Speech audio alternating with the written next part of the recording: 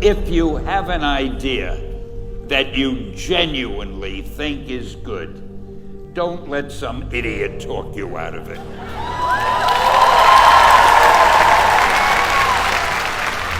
We had already done the Fantastic Four and I think maybe the X-Men, I can't remember the order, but my publisher came to me and he said, Stan, I want you to come up with another superhero. So I said, okay, and I went home, and when my publisher said do something, I'd better do it because I wanted to keep my job. I thought, what can I come up with now? And the most important thing in a superhero at first is the superpower. Once you get that, everything else comes along. So I thought, what power will I give a new guy?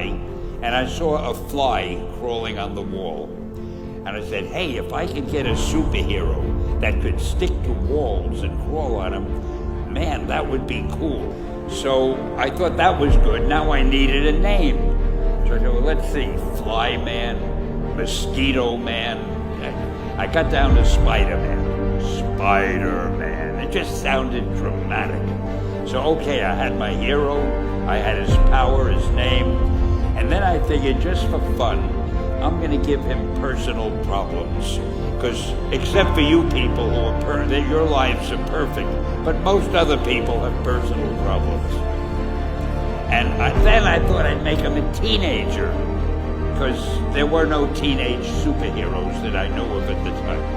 So armed with all that wonderful material, those great ideas, I ran into my publisher's office and I told him. This was my reaction, the reaction he gave me. Stan, that is the worst idea I have ever heard. First of all, and he started to give me his, because he's a very logical man, very intellectual. First of all, people hate spiders, so you can't call a hero Spider-Man.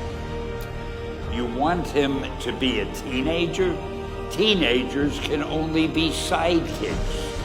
And you want him to have personal problems? Stan, don't you know what a superhero is? They don't have personal problems. Well, I left the office disappointed, but obviously a much wiser man. And I couldn't get Spider-Man out of my system.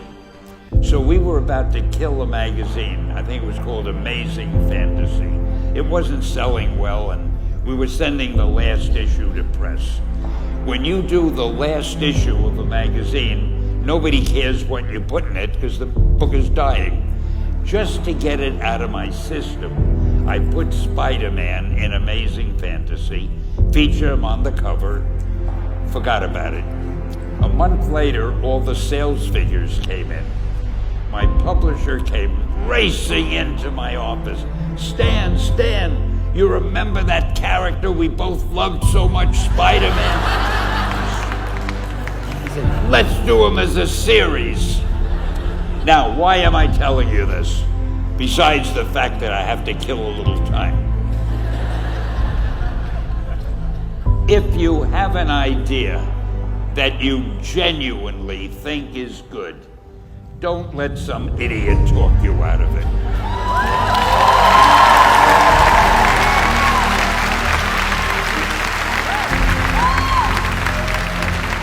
Now, that doesn't mean that every wild notion you come up with is going to be genius, but if there is something that you feel is good, something you want to do, something that means something to you, try to do it.